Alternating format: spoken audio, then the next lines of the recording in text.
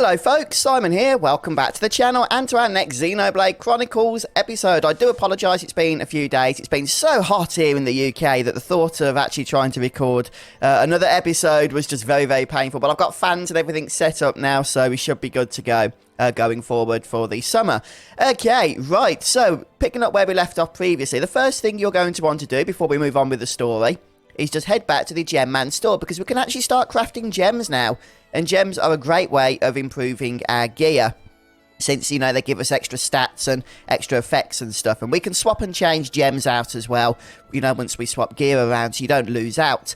Now, you can either get here just by running or by using the fast travel system. But in any case, what you're going to do is speak to the Gem Man, and he's going to kick off just a very brief tutorial here, just to tell us how we can actually go ahead with the crafting. But I'm going to go ahead and skip through all of that as fast as we can, because I'm going to explain it to you. Now, gem crafting, at first, it might seem just a little bit confusing, but don't worry, once you've got the hang of it, it's actually quite simple. And it's a fun and addictive system as well, especially as we get a little bit further into the game and have more ingredients. Right now, of course, things are going to be starting off fairly simple, so that we can at least get into the system without things being overly complex. Now, what we're going to be doing is mixing and matching various cylinders and crystals in order to create powerful gems. Now, right now, everything on this page is rank 1, which you can tell by the Roman numeral on the icon here, but you can use the ZR and ZL on the Switch controller to switch between various other cylinders or crystal ranks that you may possess. As you can see, we have got some rank 2s,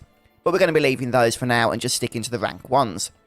So, you can see each of these cylinders here has a different effect, or have different types of effects. You know, some of them are the same, but that's fine. So you can see we've got these fire cylinders here that have the initial tension boost. And over here we have a small fire cylinder that has a strength up boost. And then over here, which is this yellow cylinder, we have ether up. And the colour just indicates, I believe, what element the cylinders are. And then down here we have crystals, which effectively work in the same way as cylinders. And we can mix them with the cylinders as well, which you'll see as we get started. Incidentally, if you're wondering what tension is, that's basically just going to give you a boost in battle. So if you have a party member with high tension, then they're just going to be more effective at pretty much, well, quite a few things that you do in battle, such as having a higher crit rate, having a better crit heal rate, and just doing, you know, more damage with chain attacks and things like that. And tension tends to go down in battle if bad things happen or if a party member dies. So, you know, having an initial tension boost, it can be nice. But for now, let's just focus on the very simple strength up. We all know what strength does. It increases our physical damage, and the more we have on it, you know, the more we have of it, I should say, on a physical party member, then the better. Now, incidentally, the 87% you see there doesn't mean it's going to boost our strength stat by 87%. That percentage is in relation to the rank of the cylinder. So this cylinder is at 87% of its, you know, strength boost that we could get it to. So we could even get it more than 100. But let's see what happens is we're going to go ahead and select a fire cylinder here with strength up on it. And you can see we can actually show recommended now. And that will actually organize our inventory here of gems and stuff to put everything that's recommended to go with this fire cylinder first. So then we can just go through the crafting a little bit quicker. Now, as you can see, as we select various things here that are recommended, the strength up of this cylinder is going to be boosted. So, for example, with the small Brog crystal, if we select to combine with that, it will be boosted to 115%. And it will also add this slow resist mechanic as well.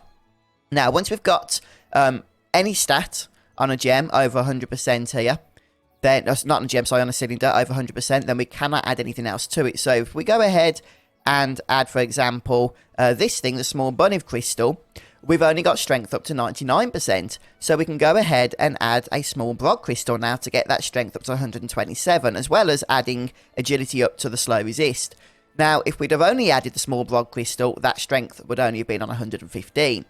So let's go ahead and do that, and then we get, you know, we get this message here saying we've reached over 100%, so we can't add anything else. But we have got 3 ingredients here, which should make a pretty nice rank 1 gem. And here we get to select a shooter and an engineer. Obviously, we only have 2 party members right now, so we only have a limited choice. What I'm going to do, we'll talk about this a little bit more in detail later, but I don't want to complicate things too much at the moment. I'm just going to go ahead and select Rain here as the shooter, and then we'll go for Shulk as the engineer. That just gives a nice, in my opinion, a nice round of stats, and that will give us 5 to 7 craft turns. although it would give us the same even if we swapped the party members there. So they will use the gem forge here 5 to 7 times, and as you can see, each time they do so, it boosts the stats that we're going to be getting. Now, a gem can only have one stat on it. I believe they have to be over 100% to be added to the gem. So maybe we can have more stats on a gem, but that you have to get multiple over 100%, which right now isn't happening. So let's go ahead and select agility up. And that will allow us to claim that as a cylinder because we couldn't turn it into a gem because it didn't get over 100%. And here we get to claim our actual gems. So the strength up here will increase strength by 5. That's actually fairly low, in all honesty. We might have, if we got an extra couple of crafting rounds there, got that up to about 7. So it's up to you if you want to restart for the sake of 2 stats, but no, I'm not going to bother for now. Just make sure that you're selected or you'll lose out on it. And there we have it. So we get the agility up cylinder for not getting agility up to 100%, so it's not wasted. And of course, we get the strength up gem. So let's just go through the final bit of dialogue here. Yeah, and if this seems a little bit complicated, guys, then, as I say, you will get used to it as you continue to use the system. Let's just go to change equipment here. And, I don't know, maybe we can give something to Rain, since he doesn't have any gems right now. Oh, well, he has got agility up, but no strength gems. In fact, let's give it to Shulk, since I'm trying to really boost him physically here. And we'll give him the strength up 1 gem that we just created for an extra 5 to his strength stat. It's as simple as that. And we could, of course, make some more gems now if we want to at the Gem Forge, using the various cylinders and crystals that we have. But for the sake of the video, I think it is time for us to move on. So I've gone ahead and fast-travelled back to the Magmel Ruins. So that was from area maps in the menu, Tephra Cave, and then just select it from the options there, from the landmark options. And this is the location that's going to allow us to get to our next destination by the fastest route. So we're going to have enemy encounters as usual, of course, which we can take care of or ignore. But, you know, the little bit of extra experience never hurts anybody, even if these enemies are fairly weak now, unfortunately. We are level 11, so if you are trying to keep up with my levels, and that's where I'm at. If you've been doing side quests, which I haven't yet, then you might actually be a little bit higher level than I am. But I said that I'm not going to be doing side quests until later on, and that's so we can max out our affinity choices. You know, just so we can get the most of the experience. So, yes, there are still side quests scattered around that I'm going to be leaving for today. But that's the reason why. We will be getting to everything. But as of right now, we're just going to move on with the story. And here we have another door. So this door was locked before, you might remember. But it's open now. Maybe it was programmed to open up in case of Mechon emergency. The way to the Bionis knee is just ahead. You ready? Yeah, let's go. Yeah, so you remember that the door opposite here is what took us to the top of Colony 9, where we had to jump down into the water. Well, this is the first time we're going to be able to explore this particular area, which is fortunate because it's where we need to go. So, yeah, we now go ahead and discover a new location, Escape Pod Bay. And just to clarify again, I'm going to be ignoring the quests, the side quests, that is, and just moving on to the story objectives here. An ether lamp. Don't traders use these things as guideposts? Yeah. We can follow them to the Bionis knee. Okay. But if armed traders need guideposts, it must be pretty dangerous in here. Let's keep our wits about us. Definitely. Yeah, so this is going to be our next dungeon. This is the Tephra Cavern. And as Rain and Shulk just commented, it could be getting quite dangerous in here, so make sure we have our wits about us. But it wouldn't be, you know, a JRPG if there weren't going to be a few encounters for us to deal with now, would it? So we're going to enter into the open cavern itself. As you can see, it's quite a spectacle. And we're going to start by heading down the ramps here. Now, you can go down either way, of course, but I'm going to choose the path that seems to have the most ingredient spawns. It makes sense. And there's plenty of enemies at the bottom as well. We're going to be approaching that collection of crystals, which you can see at the very bottom of the ramp here, and it has an icon on it. Oh, and also a new location. So this is where we get introduced to harvesting or mining. So find ether deposits and harvest crystals. Harvest very pure ether crystals from ether deposits. When you've exhausted the supply, try returning later. Yeah, so this allows us to actually get more crystals, and as we've been introduced to gem crafting, then this is a nice thing to be able to do, as you can imagine. But don't forget you can actually harvest multiple times when you come to a node like this, so make sure you get everything you can, and then later on it should have respawned so you can harvest it again. So yeah, hopefully that's simple enough. I've actually just done about 10 minutes of grinding just to get to level 12. I was level 11, and this thing respawned. So yeah, it doesn't actually take that long at all. Now just be careful, because this enemy right in front of us there is a special enemy that we do want to avoid for the time being. So we'll swim around it. And I've only been in these first 2 rooms here, just clearing out a few of the foes. And in this next room, there's going to be a cutscene, so we'll pay attention to that. But it's a pretty linear path, in all honesty, this dungeon, at least for the time being. So you can't really get lost. Yep, you can see I've killed the enemies here. They weren't too difficult. And here we go, our next story objective.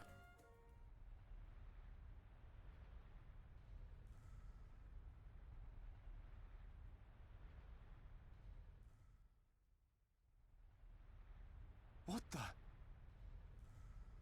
Look at the emblem. They're traders from Colony 6. No wonder it's been so long since the last delivery. Ryan, their injuries.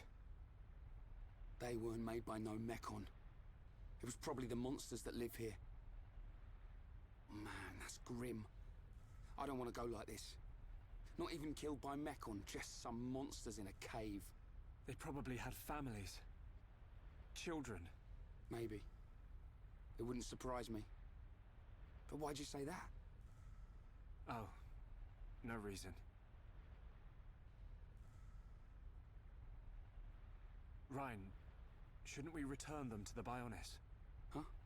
Oh, right. What's born from the Bionis is returned to the Bionis. That's the way of the Homs.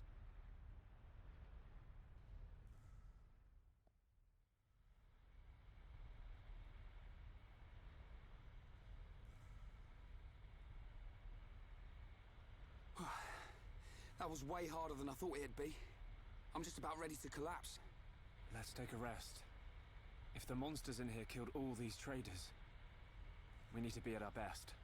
I'm wide awake, so I'll take first watch. Thanks, man. The nap will do me good.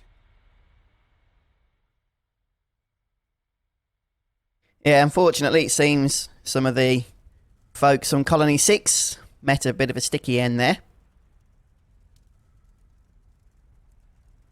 Shulk, my turn.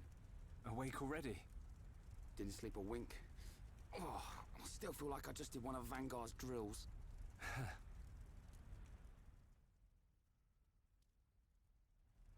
Hey. Why do you think the Mechon attacked? Are we just food to them?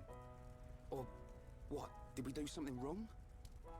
Sort of reminds me of the battle between the Bionis and the Mechonis. I wonder if it's anything to do with that. Well, it's hard to believe that living things are just a source of energy for machines. There has to be another reason. Mechon killed Fiora. Yeah. You know what? I'll never forgive them. I don't care what their reason is.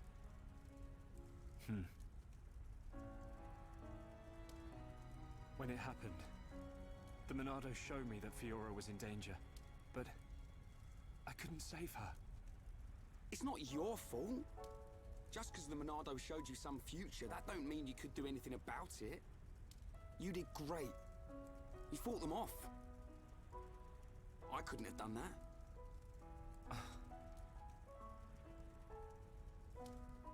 You know, I've been thinking about it. Why you can use the Monado, I mean.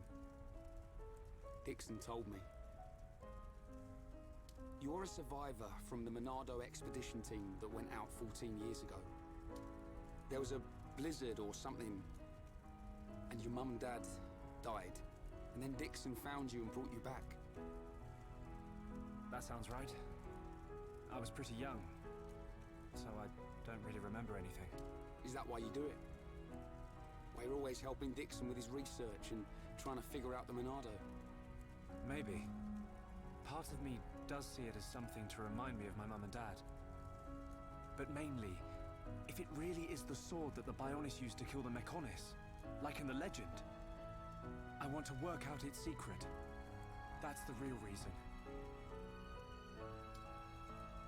I've got it. You were chosen by the Monado. What? Chosen? Don't you see? Not even Dunban can handle it. It ain't chance that you can and he can't. I'll take the next watch. You get some rest.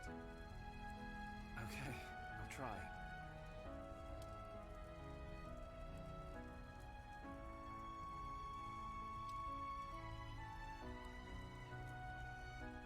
Night, Ryan.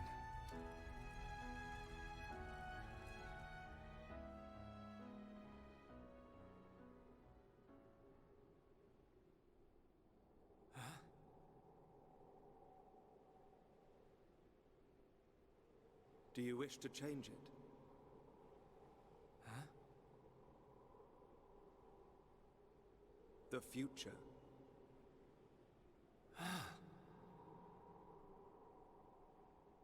It is every man's desire to change the future. Is that not so? Even if everything has been predestined, will you not oppose it? The Monado is now in your hands. The Monado will grow with you. If you can find the true Monado, the future is yours. The true Monado. Shulk! Shulk! Ryan!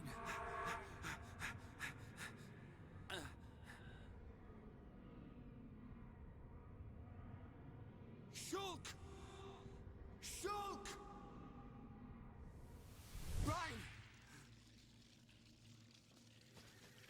What are you playing at? Give us a hand!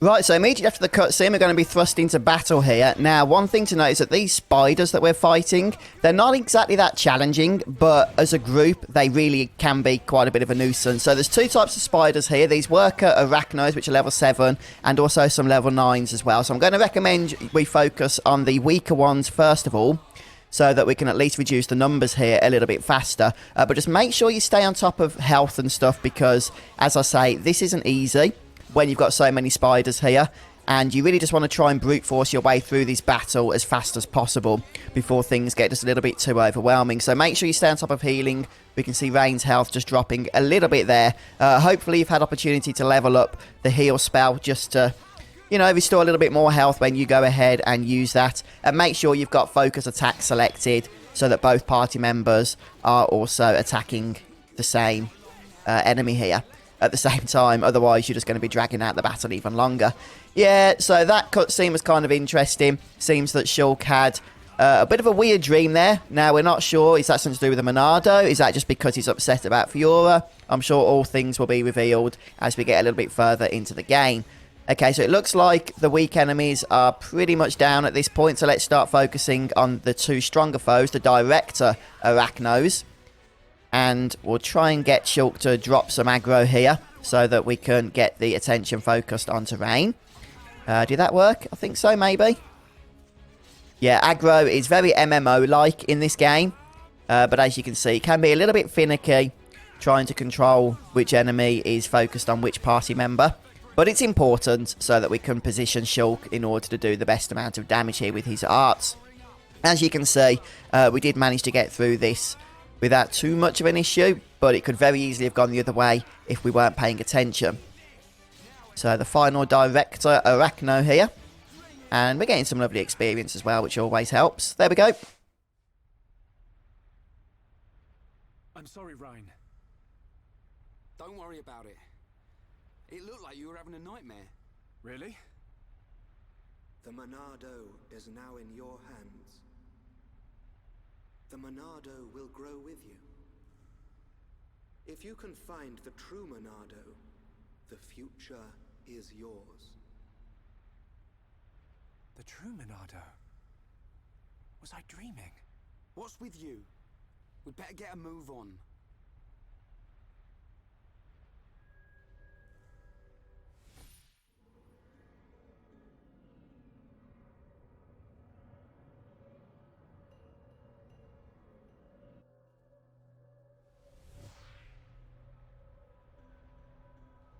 it a dream?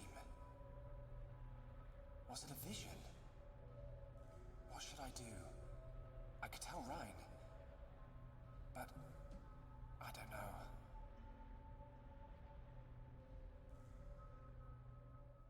Yeah, it seems like even poor Shulk doesn't know what's going on right now, does he? Bless him. Okay, right. So then, we're going to just continue moving on, really, at this point. Now, we've got these markers here, which indicate the way that we can go. There's a few things, though, that are scattered that you might want to investigate. We've got a little red thing here we can pick up. Some tatty armor. So, yeah, red is different to blue. Red indicates equipment. Now, what we're going to be doing is actually trying to avoid these things. I think we're going to get a cutscene about it first, however. What on Bionis are those? Monsters' egg sacs, I think. But it looks like there are mechon parts inside as well. Man, what kind of monsters are they? Probably some type of arachno.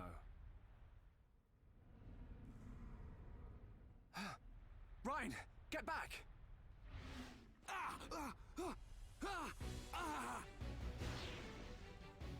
Ryan! No. If that vision comes true, then Ryan, I've got to find him.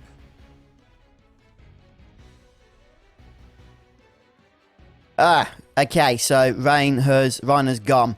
That means we're left down to just one party member, which is Shulk. And we also get a bit of info here on sound type aggro. Now, what this means is you can see the aggro icon above the enemy as before, but this time the icon is a kind of audio icon. That means if the enemy hears you, then they're going to aggro. Okay, so just like that there, the enemy heard us, so it aggroed us. Now, if we generally avoid distance or walk close to them, then they're not going to hear us. But just bear in mind that that is a new little icon that we are going to have to be familiar with. And here we go. We managed to get past those enemies. Let's see what's happening with Ryan here.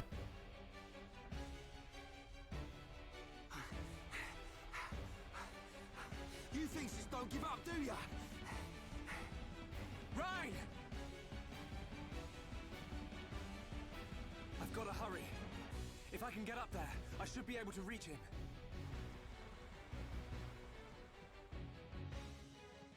Yeah, so Ryan's a little bit higher than we are, which means we need to climb to him. So this is the first time we are actually going to be doing this. We get a little tutorial. We also unlock a new landmark, the Villia Lake.